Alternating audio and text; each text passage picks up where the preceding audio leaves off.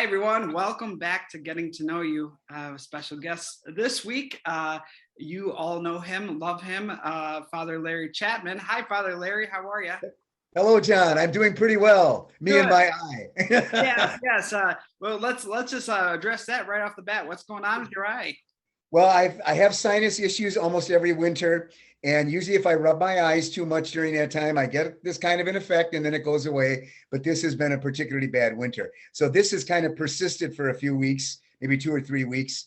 I do have some eye drops, and I tried something. I'm trying something else now today as a new kind of medication for it. So checking in with urgent care and my doctor. So we're on the way. But what I would really like is spring, because all the sinus stuff, because the sinus stuff is still kind of there. But when that kind of clears up, and that usually clears up in April when we get to some decent weather. Right. So unlike today, the day we're recording this, when we woke up to a bunch of snow. Yes, exactly. And what's kind of funny is I get better in spring when a lot of other people get much worse with allergies. And that's yes, I do. Oh, that doesn't seem to bother me. It's the winter that bothers me. Oh, interesting. So I'm hoping but I'm sure people are concerned, but you're not in any pain or anything. It's just uncomfortable. No, that's the other thing. I tell people I can push, it doesn't hurt at all. It's annoying to you to watch it. It's annoying to me because I kind of see it down there, and then the eyes closed. And so, but if that's all I have to deal with, I'm not going to complain. I'll just try to deal with it, and we'll get through it. You are always a gracious and humble person, Father Larry. I appreciate that about you. Thank you. I'm sure everyone that watches this video feels like they know you very well. Yes. But we probably, we don't get the opportunity to hear you talk about you, kind of your whole story, your perspective, kind of in a one-shot, Sure. opportunity. So tell us about yourself. Okay. I graduated from kindergarten in 1957. People may not know that. Attended Gilbert Knapp Elementary School in Racine. Okay. Gilbert Knapp is the founder of Racine. At least that's what I was told a long, long time ago too. And in those days, Catholic schools didn't have kindergarten. And then from that point on, I did. So I was at St. Edward's grade school. And then out of grade school, went to what was then St. Francis. It was DeSales Seminary High School is what it was called. Oh, yeah. So it was the seminary program from St. Francis Seminary. Which was at the Cousin Center at the time? Yes, it was. Yes. Yeah. Did you live at the Cousin Center? I was considered a resident student. So we were there during the week. We went home on Friday nights, came back on Sunday night. And then there were also day students from the Milwaukee area that came in that made up our classes too. Yeah, cool. And then from there to college. And at that point, the college was consolidated as a separate unit, and that also was at the Cousin Center. So I spent 8 years then at the Cousin Center, and then the final 4 years was at that time it was St. Francis Seminary, but it was called St. Francis School of Pastoral Ministry. And so the focus then was to build on the theology that you got in the college years, and now apply it a little bit more in terms of preparation for pastoral ministry, a pastoral service. So let me ask you a question. So you were in high school when you went to that high school seminary, right? Yes. Did you know then that your trajectory was going to be the priesthood? That's a very good question. I do remember having an interest in priesthood, and I actually remember asking my mom at one time, when do you think I started to express an interest in that? And she said in second grade over First Communion. Really? Because then you were kind of getting into things. So that goes way, way back, I guess, a long, long time. By the time I got to 8th grade, it was one of about 4 or 5 things that I thought I wanted to do. They didn't do a lot of vocation promotion in that day, so you didn't hear a lot about it. But I remember the teacher simply said, by the way, this weekend they have the entrance exam for DeSales Seminary if anybody's interested in going. So I went up and talked to her afterwards. Oh yeah, tell me about that too. So I went up, and that would have been in November of 1964. Wasn't sure, I remember after it was over, wasn't sure I had done so well. So my mom and dad had decided we weren't going to tell any members of my family over the Christmas holidays that year, just in case I flunked out before I even got there. So we didn't. I didn't tell anybody. And then in January of 65, they said, no. I understand that was primarily a college aptitude test. So can you handle college work is basically what they were doing. And so I kind of did pretty well and then went in there. Then, as I've told people a lot, I would say for the most part in high school, it was more like a Catholic high school. we didn't necessarily think about that a lot. There were different formation evenings where we kind of thought a little bit more about it.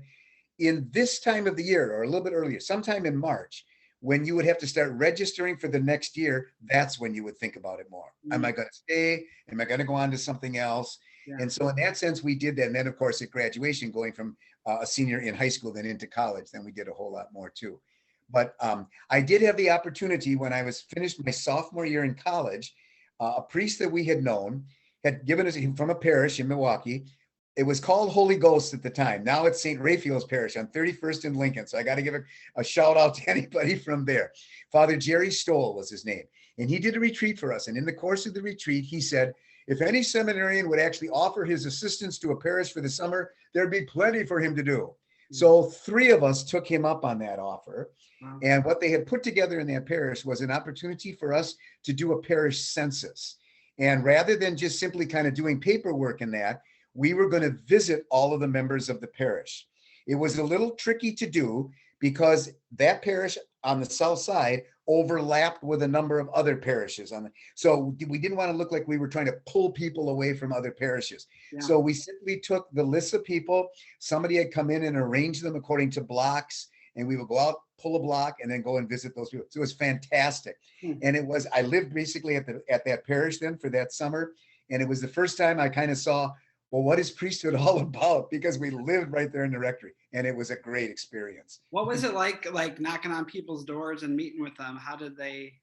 Well, the people in the parish knew that we were coming. So that was all, the information was given to people ahead of time. They said we were coming in. We wore the collars so that we could tell that we were doing that. So now, obviously, you're going to run into some people who don't go to mass very often, so they might be a little bit surprised. Some people kind of didn't let us in. But for the most part, people were extremely warm and people very much inviting. A couple of times we got to know people a little bit better. I got the reputation. I don't know if you can tell. I am shy, but I just like to talk, I guess. But yes, sometimes my visits went a little longer than other people's. So got to know people pretty well and got to be friendly with them. I just remember that the one time I remember knocking on a door and the person from inside said, and I said, who I am. And they said, oh, I'm sorry, I can't talk to you right now. There's a funeral in the family. I said, oh, I'm sorry, I'll come back. So you kind of put that card away. And then the next week you go back to that one. Knocked on the door from inside the guy. Oh, I'm sorry, I can't talk to you now. There's a funeral in the family. So while I thought, oh, you poor guy, you must have a lot of funerals in the family, I didn't say that out loud because I thought, you just don't want to talk to me. That's perfectly all right. So, anyway, but that was one time. And so obviously all the rest were wonderful experiences. What a model of church, though. I mean, I was just thinking about how that compares to today. And today we might send an email and and wonder why people aren't more engaged in the parish, right? Yes. Well, and I even thought too that maybe someday as a priest I'd be able to do that as a pastor too. As it turned out, no, there were too many other things to be able to do, and parishes were too big and everything to do that. But to even have some kind of that type of personal contact was really great, because we did update information. But then part of the information was, do you have any suggestions for the parishes? Do you have any thoughts? And so that's where the conversation would really get going. But it was also, it was a connection. It was like, you hear what you think, right? Sure. I do remember a positive one. It kind of made me feel very good about this too. Went to a place. The person had not been to church in years, and the reason the person had not been in church is that I think it was a woman. Her spouse had died sometime before, and so she started to come into the church, and then this just reminds you too much. So she stayed away, and then God bless her, she piled up church envelopes. And there were too many church envelopes. And now I can't keep up with all these envelopes, so I better not go back. And so I really told her, I said, I hope the pastor time to take all those envelopes right now, and I'll watch you throw them away. You throw them away, and you start all over again. It's from scratch. And then you don't have to catch up on all of them. She thought she had past dues. Yes, and she couldn't come back until she paid up all that. No. I said, throw them all away right now. Go throw them all away. And she did. She came back. Oh, she felt so good about that too. So, oh wow. So it's a pastoral connection, but just simply the opportunity to kind of give somebody a little bit of encouragement in their faith. Absolutely. Why I believe I'm a priest, what interested me in the first place, and what I'm still able to do too. So yes, that was But the example you told makes me just think of course, there's people out there that for this reason or another, maybe a miscommunication or misunderstanding, are not coming to church, or are upset with the church for this or that, and that a personal touch or a connection could maybe resolve some of that. Exactly. Right. Yes. Yeah. Anyway, that was one of the best experiences I had. That's great. That's a wonderful story. Thanks for sharing that. And You're then, welcome. that was what year? So that would have been in 1971, the summer of 1971. Okay, and then you continued in your formation, were ordained in 1977. So that was the end of sophomore year in college. So I had 6 more years after that. So the 2 years in college and then the 4 years of graduate school. At that time, if you went to the high school, it was 12 years. 4 years for high school, 4 years college, 4 years of graduate school. Yeah. So that was about halfway through, and went on then. And here I am. Here you are. Yeah. How many, do you know how many churches that you served at as an ordained priest of the diocese? I've served as an ordained priest. I served at St. George in Kenosha, then St. Joe's in Wauwatosa. Mm-hmm. Then while I was at Catholic Central High School, also at St. Patrick's in Elkhorn, and what was then Holy Name and is now Holy Cross in Wilmot. Then after that, those were like as associate or a team member. Then pastor at St. Peter's in East Troy. Then pastor at St. Catherine's and St. Sebastian in Milwaukee. And now since then, help out at St. Sebastian and St. Catherine's, as many people know. Yeah. Still go back to St. Patrick's in Elkhorn. The pastor there is also pastor at St. Andrew's in Delavan. And so what they did ask me to do 2 years ago was they have a youth program it's kind of patterned after the Life Teen program. Sure. And that meets on Sunday night. And because of the number of masses that they have to have at the 2 parishes, they were never able to have a mass on Sunday night. But with another guy coming in who could do that, I said, sure, I would be able to try that. So we have a Sunday night mass then every other weekend from the end of September to the end of April every year. And that's primarily then for those young people or their families or anybody else in the parish that wants to come to that. That's a 6 o'clock evening mass too. That's at St. Andrew's in Delavan. So it's there. And then St. Patrick's probably about 4 or 5 times a year on their regular weekend masses.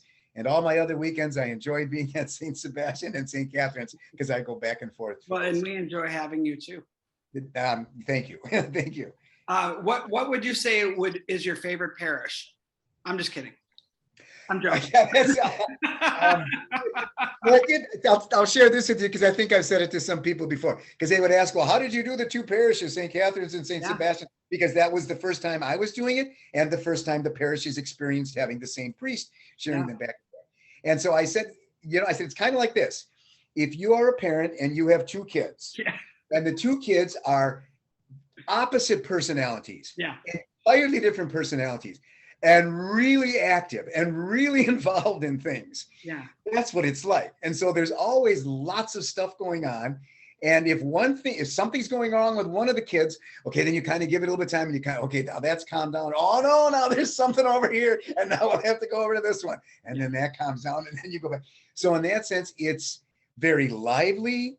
It certainly was very powerful in my faith, forming my faith. Yeah. I think I also, again, credit the Lord and the Spirit for doing this, because I wanted to go to Milwaukee and like that, but it had been 38 years from the time I was ordained all the way to the time I came in 2014 to the parishes that I hadn't been in Milwaukee. So the attitude that I came in with was, I don't know what's going on in Milwaukee. Yeah. You guys have a whole lot more to teach me than I have to teach you. And so I think that made me come in thinking, I want to find out what's going on, and maybe kind of a renewed kind of sense of that commitment to it. And that really made it really work very, very well too. But it was a great experience in that sense. I think you were the right guy for that job. I often, there's not many people that can relate to this feeling that I'm about to share. And that feeling is to minister to both St. Seb's and St. Catherine's. I feel like there is, each community, and they do some crossbreeding and it's wonderful, but to be a part and witness both the communities is such a blessing to me. I am so grateful for that. And you and Father Peter Patrick and myself and a couple other people have that privilege of serving both communities in such a direct way. It's been awesome. It has. And so if you were to try to pin me down, I couldn't tell you which one do I like better. I guess it depends on when you ask me. If you ask me after Mass and I've been at St. Catherine's, it's St. Catherine's. If you ask me on a Sunday that I've been at St. Sebastian's, it's St. Sebastian. So you can't really tell one or the other because they are very different. When I was first became possible that I was going to go there, there's a meeting that's conducted every spring, probably getting ready to go on now, for all priests who are leaving their parishes as pastors and all who are coming in. And those two groups of people get together. And then the priests who are leaving the parish talk about what that place is like to any of the prospective people who might want to go. Yeah. Father Jack Kern and Father Dick Aiken were at that meeting that I was at too. And Father Jack spoke first. And so they said, well, can you tell us something about the parish? And Father Jack said, St. Catherine's and St. Sebastian parishes are great parishes. They've been working together now for a number of years and do so very well. But he said, but they are planets apart. So in his talking about that, he said, they're just so different, different in size, different in makeup, different in the history of the pair, all the rest of it too. And that's very, very true. And it's amazing how parishes that have that kind of huge variety can still work together and can still share a pastor and everything. So in that sense, it's a real tribute to St. Sebastian and St. Catherine's that the two of them can work together. A number of people that I knew and some friends that I knew that spring before I came, that's what they said. You're going to those two parishes? Why the heck did they put those two parishes together? I said, well, they're only a mile apart. Yeah, but that's all together. Well, that's true, but hey, it's God's Spirit that does it, and it works really well. To me, it's a beautiful depiction of church in the sense that there is great diversity, but there's great respect. And you see a little bit of this charism over here and a little bit of that charism over there. And yes, absolutely. I think it's fantastic. Yes. I really do. So. Hey, so let's transition a little bit. You've talked about kind of the pieces, but I want to know a little bit underneath. I want to hear about your faith. I want you to I want you to talk about your faith. What is your faith meant to you? Maybe a reflection on your priesthood. What, we talked a little bit about why you went into it, but maybe unpacking that a little more. Anything you want to say about that? Sure. To recognize faith as a journey is something that I would say has been part of my awareness for a long, long time. But I do think, and I didn't really become aware of this until maybe close to retirement. Maybe it took that long too. But I realized at that point, again, having said all the good things I've said about all the parishes I've been at, every step along the way, the place I wanted to go to was not the place I went. So when I was first ordained, Kenosha. Okay, I had been in Kenosha as a deacon. No, I wanted to go to Milwaukee. That's where all my friends were going to get assigned. That's where I wanted to go. Yeah. I remember walking out of the interview with the placement board saying, I would like to have, oh yes, we heard that. And then one person said, you wouldn't mind like Kenosha or Racine, would you? No, I don't mind that, but I would really like Milwaukee. And oh yes, we understand. I had moved stuff out of Kenosha. No, it was Kenosha. So you go back down into Kenosha. And that was true every single time after that. Yeah. Being, again, unsure about doing two parishes in Milwaukee where I haven't been for 38 years and trying to do that. I don't know. You've got to have somebody who's better than that. So no, my preference. But here's the thing. But it took until 40 some years as a priest to know it. Every single time, God had a better idea. And the idea that came about, going to the place and being involved in the place, that is a better idea. I don't know what all happened. Now, maybe I don't know whatever happened in the others. Okay. But the point is God had a better idea. And it kind of taught me a number of different things. Certainly a sense of trust in God, but a trust also that the way God works with us is largely through other people. Yeah. So in that sense, my faith, I can't say my faith is based on other people, but my faith is based on the community of faith that I see, that sometimes the privilege of leading prayer up in the front and looking at the people who are there, don't know all of them that well, but know some of the stories that well, and knowing some of the challenges that they've had, some of the difficulties, and kind of looking at those people and saying, you're here, you have a faith, that's going to help my faith too, because maybe if you can do it, then that same God has to be affecting me and helping me as well. Yeah. And I would say, therefore, that probably reading the scriptures and celebrating the sacraments, especially the Eucharist, are the two ways that have the biggest effect on me and my faith. But I think it's in that parish context, and trying to really receive a sense of where God is taking all of us, including me, that has kind of been part of my faith journey. It's well said. And I have always appreciated your theology, especially in your preaching and just the wisdom you have to share. You have a true humility about you. I mean, for you to come here and say, well, it took me to the end of my priesthood.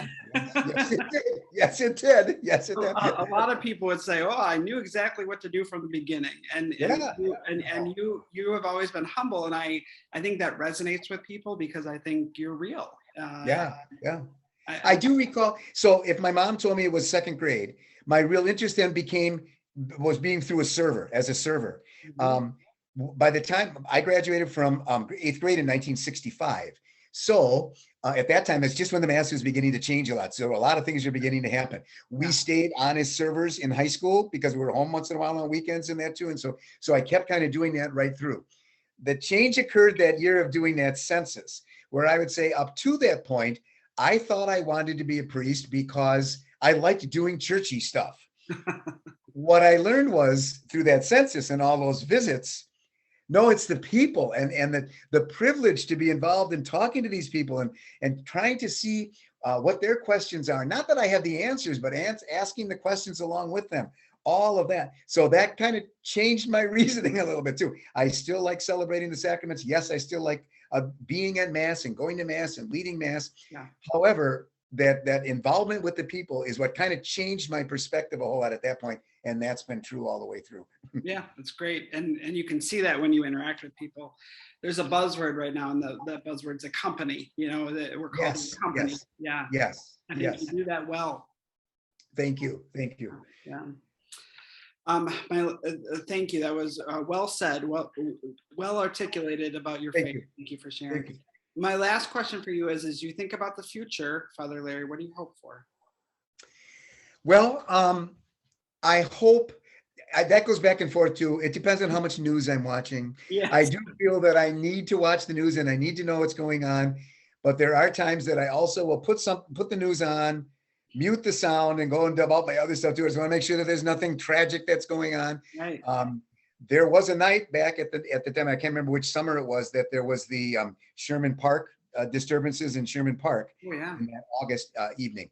And I remember having a homily ready, had done stuff, and for some reason decided, well, let's sit down and put the news on. And this was like about 10:30 at night. And that's when all of that had started to explode. Yeah, and so I was so glad that I did, because okay, whatever you were going to say, push that. That's not going to be it. Let's see what we can do. Because I was going to St. Catherine's that next day for mass too.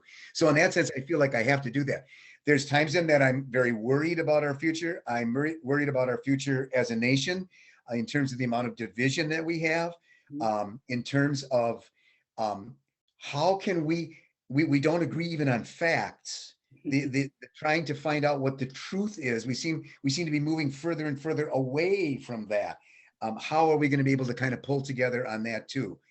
Some of the movements that kind of really say, you know what, having a strong leader who tells us what to do rather than our participation, that's the way to do it. That undermines democracy. So I'm certainly concerned about that as well. Yeah.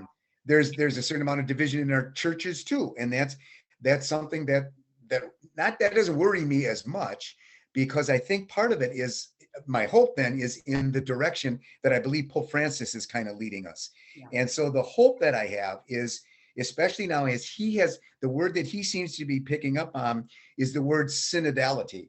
And that means that we are in a process of inviting people to participate, therefore listening, with an emphasis on the listening, and then in the process of listening to all the various voices that are present both in the church and beyond the church, we're going to see God's voice is there.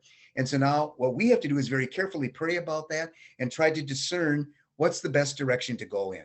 And I think that sense of openness is going to naturally mean there's going to be confusion and there's going to be disagreement going on. But it's going to ultimately say that we're going to recognize then the presence of the Spirit, hopefully more strongly in our churches, and then kind of know how can we go about going into the future. And that I have a lot of hope into. So maybe at this point, I certainly have a hope in our future as a country, but a little more worry there in our church, a little bit more confidence and hope in that I think we're moving in the right direction. I'm very hopeful for that. Yeah. Well said. I connect to a lot. Those your hopes resonate with me. That's what I'm trying to say. Yes, cool. Thank you. It's always an absolute pleasure talking to you. Thank you.